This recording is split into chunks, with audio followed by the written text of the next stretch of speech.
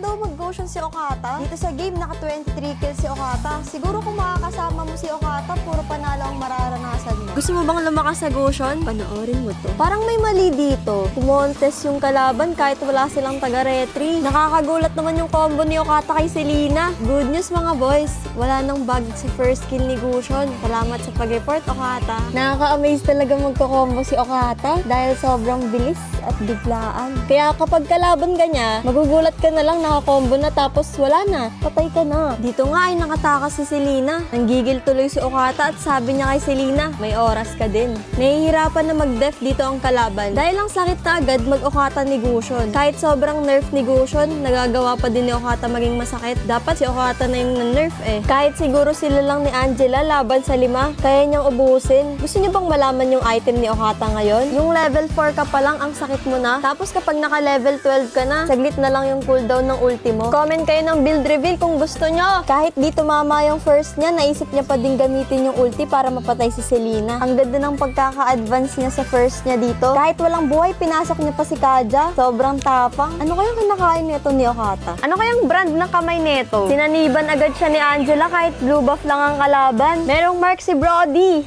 Katapusan mo na!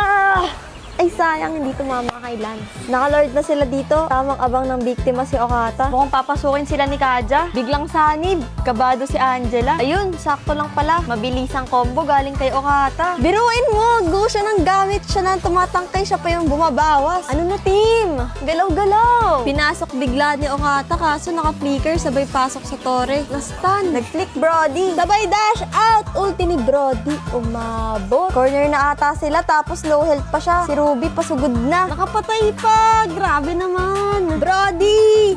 Hala, nag-bug.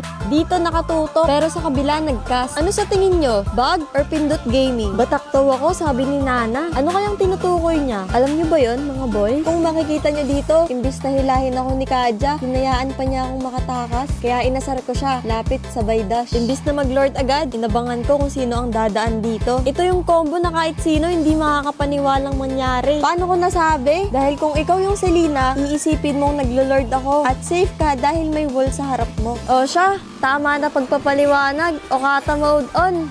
Music please. Pitpita na ba na bayag? Sige palagto, baka di kayo na-inform na ngayon ay halimaw na yung batang uhugi na dati nyong in-ignore. Bilang patunay na di kayo maging ihanay sa dati nyong in-small. Ngayon sa lakas ko pag bumundol, yan ay hanggang Japan pag nagpalindol. Kamusta lahat ng mapagmaliit? Ngayon yung subukan manlait ulit. Ganyan lang talaga yung mga inggit. Galit na galit sila sa malulupit. Kaya pasensya pag may nahagip. Sarap ba sa piling ano masakit? Ganyan talaga paglaban sa loob mong humanga at pagtakot mo bumili.